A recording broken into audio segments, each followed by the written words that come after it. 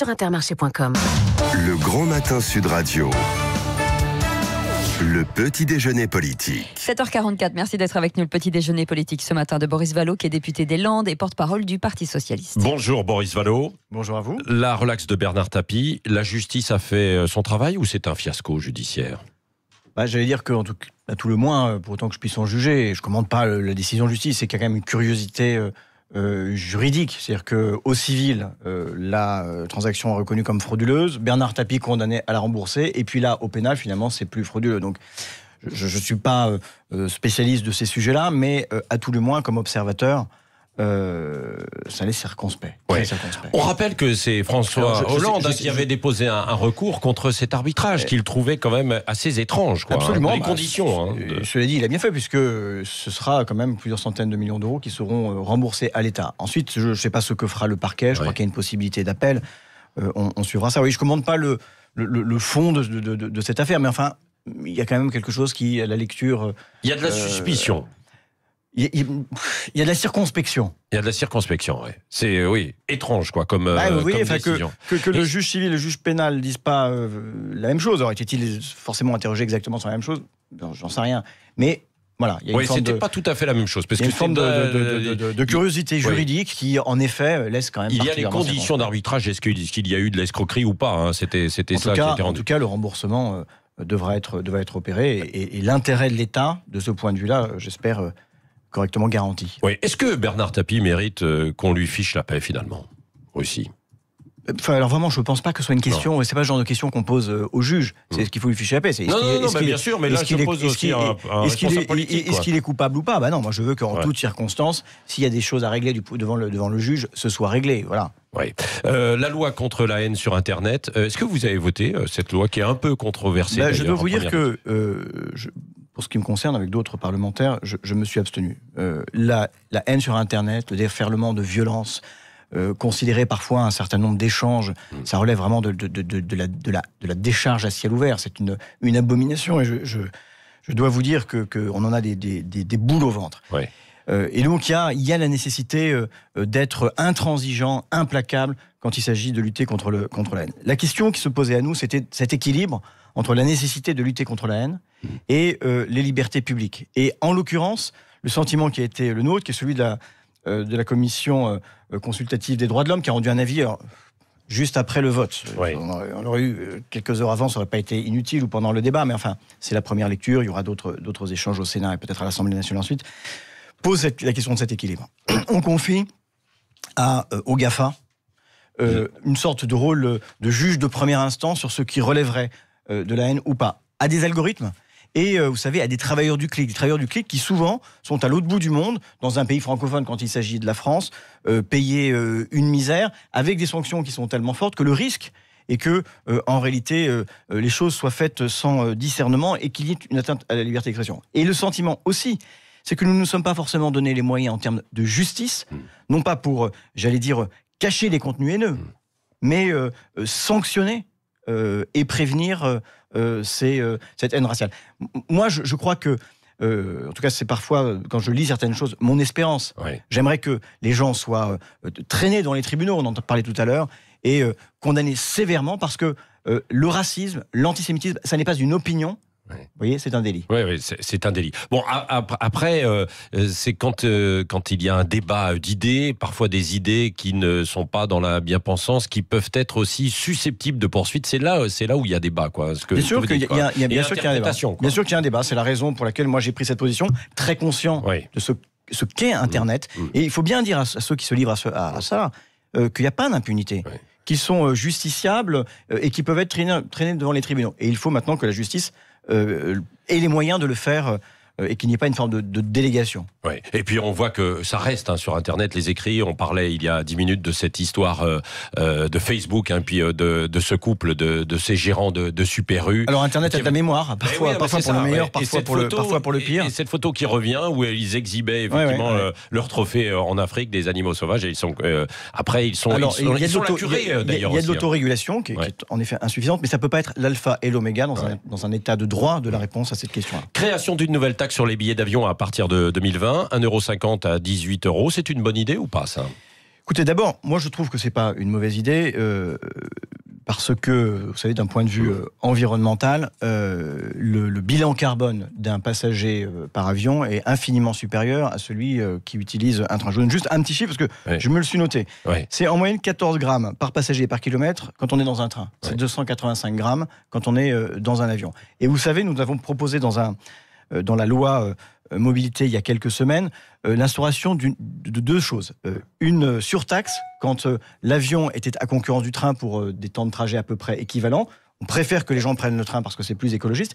Et puis nous avions demandé la suppression de l'exonération fiscale sur le kérosène pour les vols intérieurs, parce qu'on ne peut pas le faire pour les vols internationaux. Il y a une convention qui date, je crois, de 1954, qui s'appelle la convention de Chicago, pour renchérir le prix de l'avion et pour internaliser le coût écologique. Donc ça me paraît juste. Maintenant, ce que je regrette, c'est que la ministre des Transports, quand c'était une idée du groupe socialiste et apparenté, disait que c'était pas possible et que ça devient possible dès lors que c'est son idée. Et dernière chose, il faut évidemment que les recettes n'aillent pas simplement financer les cadeaux faits à certains, mais financent la transition écologique et viennent, c'est notre proposition, en soutien du maintien, de l'amélioration. Parce qu'on avait vu que l'écotaxe, c'était pour et puis l'ensemble en fait. Exactement. Et c'est pour ça que c'est totalement inadmissible. Là, on a besoin de sauvegarder des petites lignes, et je suis assez bien passé dans mon territoire. Est-ce que c'est normal qu'il y ait des exceptions comme la Corse ou les territoires d'outre-mer? La distance n'est pas le même, et vous aurez noté que c'est assez difficile d'aller outre-mer en train. Non mais ça, c'est vrai. Bon, donc on suit votre raisonnement. Pour rester dans le domaine aérien, vous êtes à la co-initiative du référendum d'initiative partagée contre la privatisation d'Aéroports de Paris. J'avais cru comprendre que ce référendum marchait plutôt bien au début, et puis il faut quand même 4 700 000 voix.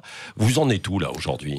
Alors, j'ai pas le compte exact à l'heure où je vous parle, et d'ailleurs, c'est une demande que nous formulons au Conseil constitutionnel de pouvoir avoir un suivi beaucoup plus régulier. Je pense qu'on en est autour de 500 000 signatures. On est dans une période qui est une période estivale où, en effet, les gens ont un peu la tête ailleurs, ont envie, et on les comprend bien. Mais ça veut dire que ça patine quand même, quoi. Ça patine pas, c'est encore plusieurs milliers de soutiens chaque jour. J'étais, moi, le week-end dernier à Mimizan sur le marché pour prêcher la bonne parole et recueillir un certain nombre de soutiens. J'ai pu le faire avec une tablette en direct. Mais le redire, vous avez raison, je vous remercie de cette piqûre de rappel, que c'est un sujet très important, parce que le gouvernement veut privatiser Roissy, Le Bourget, Orly. C'est une entreprise qui rapporte beaucoup d'argent à l'État. C'est une mauvaise opération sur le plan économique, et c'est une erreur sur le plan stratégique. Vous vous rendez compte que on parlait de transport aérien, c'est le hub d'Air France, c'est sa base, donc c'est important quand même de préserver cette base-là. Enfin, c'est important à l'étranger, parfois c'est privatisé et ça marche aussi, parce que là c'est les structures commerciales. Eh bien l'essentiel des grands aéroports internationaux, en particulier aux États-Unis, qui n'est pas réputé pour être une république socialiste, eh bien, les grands aéroports sont demeurés dans le giron public. À Paris, les aéroports de Paris, c'est 6400 hectares de foncier. C'est au cœur de tous les grands projets d'aménagement. On ne va quand même pas laisser ça au privé. Donc, il y a la possibilité, pour une fois, que les Français disent ce qu'ils pensent de cette privatisation. Ils sont instruits de ce qui s'est passé sur les autoroutes. Boris Vallaud, est-ce que vous n'avez pas l'impression de prêcher un peu dans le désert, parce qu'on ne voit pas de campagne d'ailleurs officielle, hein. Il n'y a pas eu de... Ça, vous la réclamez ou pas je dois vous dire que nous aurions aimé, indépendamment du fond, parce que chacun a le droit d'avoir l'opinion qu'il veut sur cette question, et du recours au référendum, et de la privatisation des aéroports de Paris. Nous aurions aimé que le gouvernement mette le maximum de moyens pour... j'allais dire que ce premier exercice démocratique, parce que c'est une première, soit du point de vue de l'accès aux droits, de la connaissance de ces droits constitutionnels nouveaux, plus volontaires. On aurait aimé qu'il y ait une campagne d'information. Alors c'est possible ou pas? Vous avez engagé des recours? J'allais dire c'est possible, mais le gouvernement n'y est pas tenu. La loi ne lui impose pas. Et donc il considère, à ce stade, vous n'avez pas de l'Intérieur, vous n'avez pas de recours. Nous avons nos propres forces militants. Il y a la société civile qui se saisit aussi de ces questions-là. Et si nous allons sur les marchés, si je vais chez vous, c'est aussi pour dire... Vraiment, faites réussir cet exercice de démocratie partagée entre les parlementaires et les électeurs. Est-ce qu'il peut y avoir des alliances politiques à ce niveau-là? Mais de fait, il y a déjà un arc républicain qui s'est constitué pour rendre ce référendum d'initiative républicain, c'est-à dire que vous excluez par exemple le Rassemblement national qui pourrait appeler contre ça. On n'a pas souhaité qu'il soit co-signataire de cette proposition de loi référendaire. Et cet arc républicain, il dit quelque chose de l'importance du sujet. Et d'ailleurs, singulièrement, il y a Parmi ceux-là, ceux qui étaient déjà en 1945 au gouvernement provisoire de la République française, prenant des ordonnances pour créer les aéroports de Paris. Il y a une forme de constance. C'est un monopole, ce sont les bijoux de famille, on est en train de vendre la poule aux œufs d'or. Et voilà, mais vous ne tirez pas une balle dans le pied en excluant, en prenant uniquement Arc républicain, en excluant le Rassemblement national? Mais chaque électeur, électrice peut le faire. Oui, peut le faire. Venons-en donc, l'homéopathie va être déremboursée. C'est une bonne décision ou pas? Écoutez, parce que visiblement, c'est insuffisant, c'est pas efficace. Écoutez, il y a une autorité qui est une autorité administrative indépendante, qui s'appelle la Haute Autorité de Santé, qui a charge, pour chacun des médicaments, d'en apprécier l'efficacité thérapeutique. Elle émet un avis, qu'on en tienne compte, me paraît nécessaire, utile, sinon à quoi ça sert.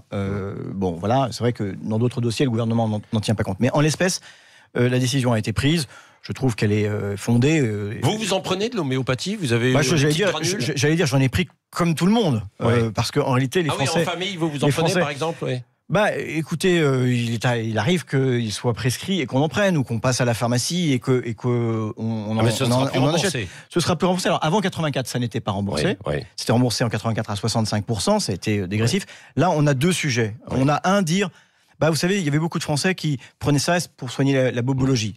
Le fait que ce soit déremboursé, ça ne veut pas dire que c'est interdit, et les Français doivent pouvoir continuer de le faire. Ça, c'est la première chose. Deuxième chose, il y a quand même un certain nombre d'emplois, il faut accompagner ce tournant. Moi, je pense à tous ces salariés qui n'ont pas fait le choix du remboursement puis du déremboursement, dont l'emploi va être menacé, et donc il faut l'accompagner. Là, la progressivité de la sortie, ça me paraît un peu rapide pour prendre ce tournant. Et dernière chose, là aussi, ça ne doit pas être simplement une mesure d'économie, c'est, je crois, près de 127 millions d'euros, que ça permette d'accompagner un certain nombre de maladies, que ça permette de venir en soutien des hôpitaux, en particulier des urgences, dont vous le savez, qu'ils sont en grande difficulté aujourd'hui. Boris Vallaud, venons-en, avant la question de Cécile aussi, à votre famille du PS. Quand on regarde le tableau de bord, là, ce matin, IFOP fiducial pour Paris Match et Sud Radio, on s'aperçoit que les socialistes, finalement, se portent bien. 6 poids lourds du Parti socialiste sont dans les 11 premières personnalités. Martine Aubry, Jean-Yves Le Drian, Bernard Cazeneuve, François Hollande, Ségolène Royal, Anne Hidalgo. Aubry est deuxième. Et puis, votre patron, lui, Olivier Faure, il est 45e. Qu'est-ce que ça signifie, ça? Ça signifie que quand on est dans la vie politique, publique, sous le feu des projecteurs depuis moins longtemps que d'autres, là, vous ne dites pas ceux qui, au fond, n'ont pas d'opinion parce qu'ils ne connaissent pas encore suffisamment bien notre secrétaire. Mais si vous l'aviez comparé il n'y a serait-ce qu'un an, parce que ça fait un an qu'il est à ces responsabilités-là, vous auriez vu qu'il y a une progression qui est sans doute plus importante que beaucoup d'autres. Elle est limitée quand même. Non, mais voilà, c'est un travail. Vous avez noté que j'y suis pas, moi. Donc, c'est modeste. Dans les 50, je dois être 51e, sans doute. Voilà, c'est ça. On se rassure comme on peut. Mais c'est un travail. Vous savez, moi, c'est la première fois que je suis élu. On essaye de faire son travail avec détermination, au service de ceux qui nous ont confié ces responsabilités, qu'ils aient voté pour nous ou pas. Voilà, c'est une responsabilité. On voit d'ailleurs que ça patine aussi pour les ministres. En tout cas, ce qu'on peut dire, c'est que, vous voyez... Martine Aubry, c'est un recours, alors? En tout cas, c'est quelqu'un qui compte et dont la parole compte. Et je suis content quand je l'entends. Toujours, bien sûr. Le mot de la fin, Boris Vallaud, avec Cécile de Ménibus. Et je reviens sur cette info dans le Gard du PS qui a mis à la porte des militants qui étaient plus ou moins associés au parti présidentiel En Marche. Est-ce que ça veut dire qu'aujourd'hui, pour renouveler le PS, il y a une chasse aux sorcières? C'est-à-dire que toute personne qui éventuellement se rapprocherait du parti présidentiel devrait être sortie, en tout cas, ou devrait rendre leur carte? Mais c'est-à-dire qu'à un moment donné, il faut un peu de cohérence, un peu de constance dans ses opinions, ne serait-ce que par loyauté vis-à-vis des électeurs, à qui on demande, vous êtes où? Vous êtes qui? Vous êtes pour ou contre? Alors, on peut pas dire on n'est ni pour ni contre, bien au contraire. Et qu'en réalité, il y a besoin de lever des ambiguïtés, de donner de la clarté, de dire ce que l'on pense.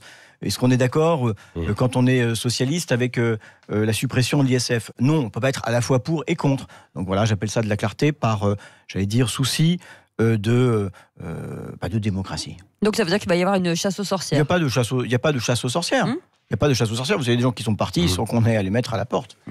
Merci Boris Vallaud, député des Landes et porte-parole du Parti Socialiste, était l'invité ce matin de Sud Radio. Restez avec nous, il est 7h58. On est ensemble jusqu'à 10h. Absolument.